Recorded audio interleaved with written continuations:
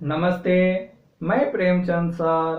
आज हम आप सबको 10th स्टैंडर्ड का जो दो पार्ट में मैथ्स है, पहला अलजेब्रा और दूसरा ज्योमेट्री, इनमें से अलजेब्रा के बारे में पढ़ेंगे।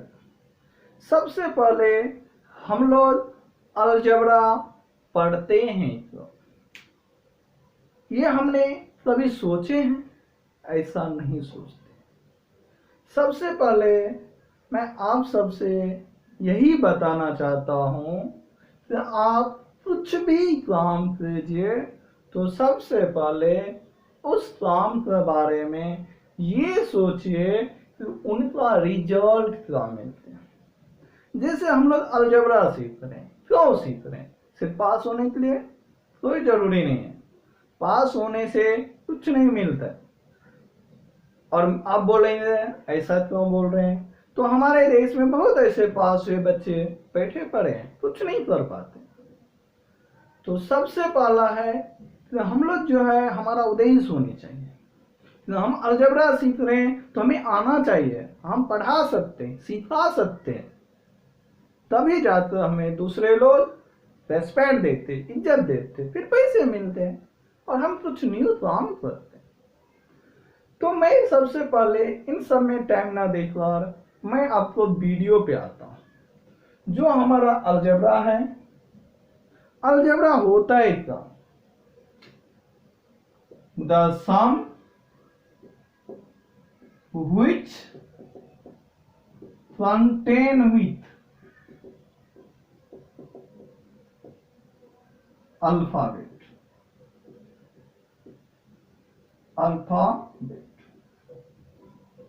मीन्स जितने भी सम हो, चाहे addition, subtraction, multiplication, divide, fractional, whatever,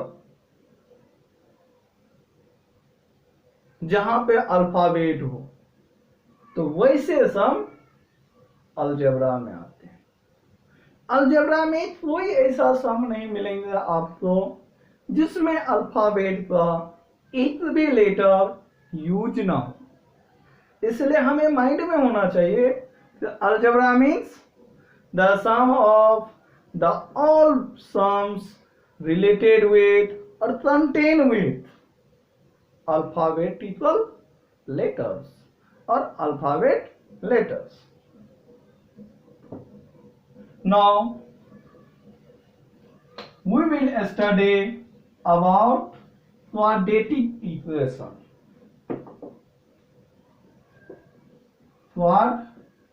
Quadratic equation, इसे हिंदी में द्विघात समीकरण कहते हैं।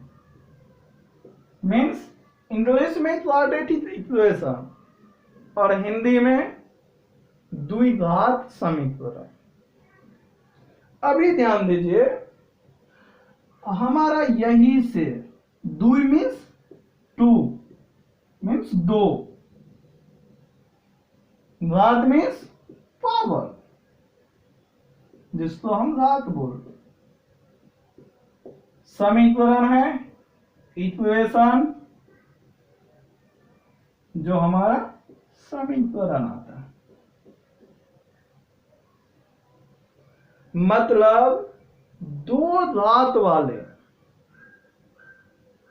जो भी समीकरण है उसे हम द्विघात समीकरण मीन्स क्वाड्रेटिक इक्वेशन। जैसे अभी हमें स्टैंडर्ड फॉर्म ले, स्टैंडर्ड फॉर्म तो ये आते हैं A H square plus B H plus C equal to 0। इसी को हिंदी में बोलते हैं सामान्य रूप। अभी जब हम ये बना रहे हैं तो इनमें ये देखेंगे ए डज नॉट इक्वल टू 0 होना चाहिए।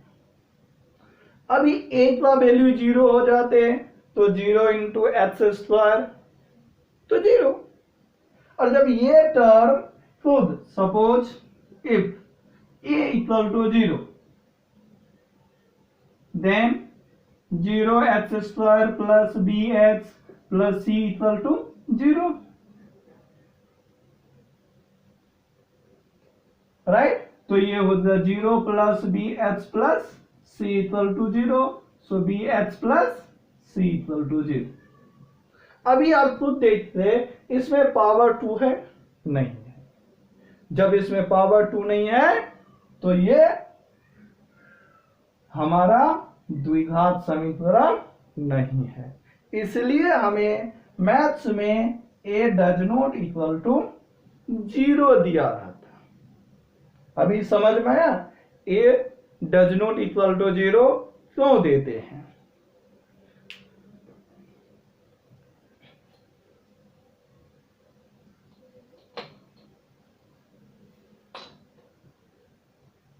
अभी इसी में ए बी सी ये रियल नंबर होता है, रियल नंबर। अभी रियल नंबर तो आप सब जानते हैं जिसमें सब नंबर आते plus minus multiply upon whatever सब नंबर आते हैं। तो ये हमारा क्वाड्रेटिक इक्वेशन का स्टैंडर्ड फॉर्म हो जाता है। तो अभी सबसे पहले हम स्टैंडर्ड फॉर्म आइडेंटिफाई करेंगे।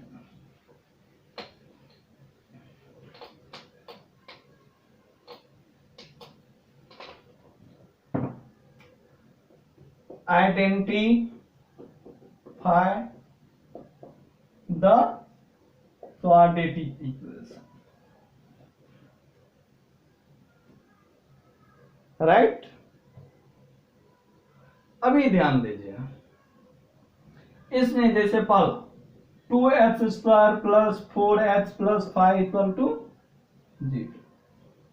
यहां पे हमारा घात कितना है जिसे हम पावर बोलते हैं, ये 2 है। अभी हम नोट में देखें the power of quadratic equation is must be only 2, not 3, not 4, not 5, not 1। अभी एग्जांपल ले जैसे ये x प्लस 2 इक्वल टू 0 ये है नहीं, this is not a quadratic equation. अभी x plus 4x plus 3 equal to 0, this is not a quadratic equation. तो अभी आप सब समझ में आता रहेगा क्वाड्रेटिक इक्वेशन क्या होता है, कैसे पहचानते हैं, कैसे समझते हैं। अभी सबसे पहला रीजन आते हैं इसी क्वाड्रेटिक इक्वेशन में हमें ये देखना होता है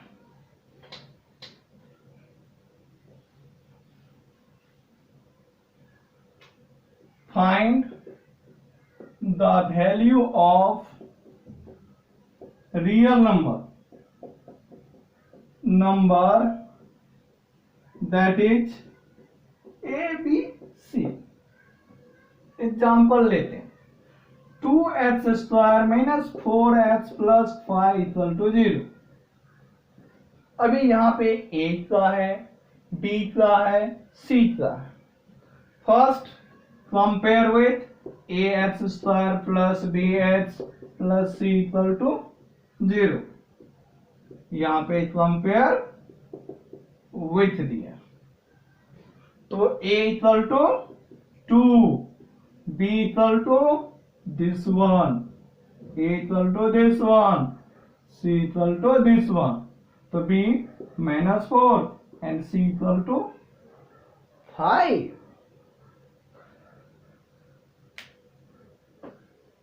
तो अभी आप आराम से A B C find out कर सकते हैं क्वाड्रेटिक इक्वेशन से।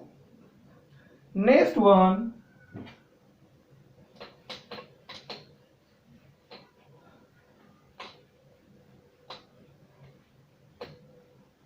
अभी ध्यान दीजिए, ए होता है क्या, कोएफिशिएंट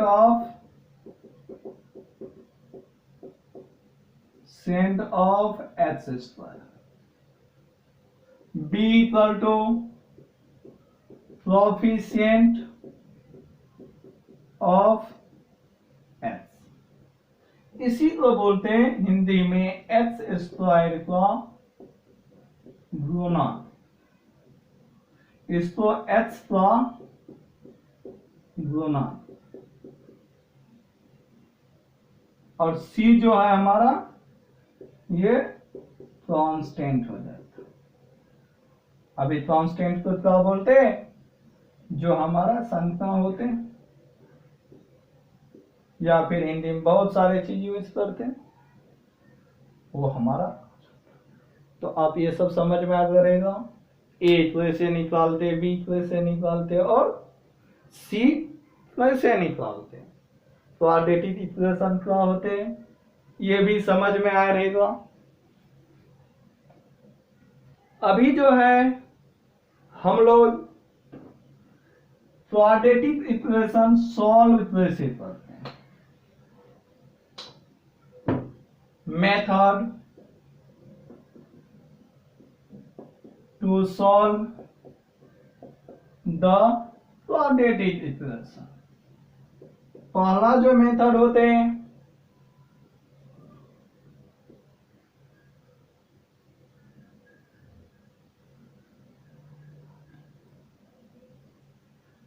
जिसे हम लोग बोलते हैं factorization method, sorry factorization method. Second जो मेथड होते हैं कंप्लीट स्क्वायर मेथड,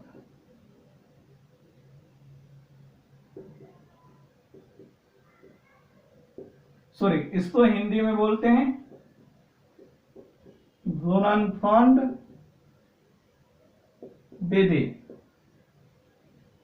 इसको बोलते हैं पूर्ण वर्ग विधि। और थर्ड जो होते हैं फॉर्मूला मेथड होते हैं,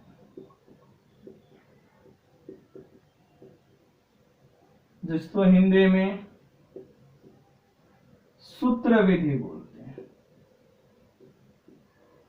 अभी अगले वीडियो में हम फैक्टराइजेशन मेथड के बारे में डिटेल से पढ़ेंगे, फिर नेक्स्ट वीडियो में कंप्लीटिंग स्क्वायर मेथड के बारे में पढ़ेंगे, और फिर नेक्स्ट वीडियो में फॉर्मूला मेथड के बारे में पढ़ेंगे। इसी तरह से पहले हम ये गुणनखंड विधि पढ़ने के बाद जो एक्सरसाइज में सम रहेगा वो सम हम लोग बोर्ड पे बताएंगे, जो सबसे हार्ड रहे वही बताने वाला हूं।